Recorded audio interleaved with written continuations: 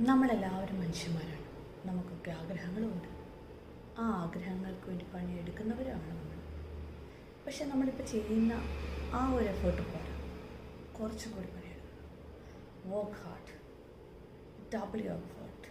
നമ്മുടെ സ്കില്ല് അല്ലെങ്കിൽ നമ്മൾ ആഗ്രഹിക്കുന്ന ഒരു കാര്യത്തിലേക്ക് എത്തിച്ചേരാനുള്ള നമ്മുടെ ആ ഒരു ഡിസിഷൻ കുറച്ചും കൂടി ഒന്ന് സ്ട്രോങ് ആക്കി, കുറച്ചും കൂടി ഒന്ന് വർക്ക് ഹാർഡ് ചെയ്യണം. എങ്കിലേ നമുക്ക് ആ ഡിസിഷനിലെത്താൻ പറ്റുള്ളൂ. പക്ഷേ ഇതിനകത്ത് വേറൊരു കാര്യം ശ്രദ്ധിക്കാനുണ്ട്. നമ്മളെടുത്തിരിക്കുന്ന തീരുമാനം ശരിയാവണമെന്നില്ല.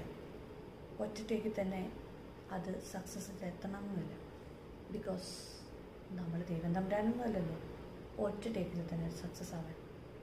അപ്പോൾ നമ്മൾ എന്ത് ചെയ്യണം? നമ്മൾ എടുത്തിരിക്കുന്ന തീരുമാനത്തിനെ ശരിയാക്കി കൊണ്ടുവരിക. അതാണ് നമ്മൾ ചെയ്യേണ്ടത്. നമുക്കത് ശരിയാക്കാൻ പറ്റും.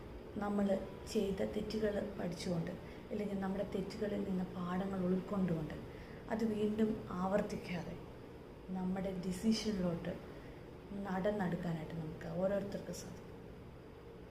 അത് സാധിക്കാനായിട്ട് കുറച്ച് സമയം കൊടുക്കണം. പിന്നെ നമ്മൾ എടുത്തിരിക്കുന്ന തീരുമാനം ശരിയാവാതെ വരുമ്പോൾ പലരും പലതും പറയും. ലിവ് വിത്ത് ഇതൊന്നും നമ്മൾ ഉൾക്കൊള്ളരുത്.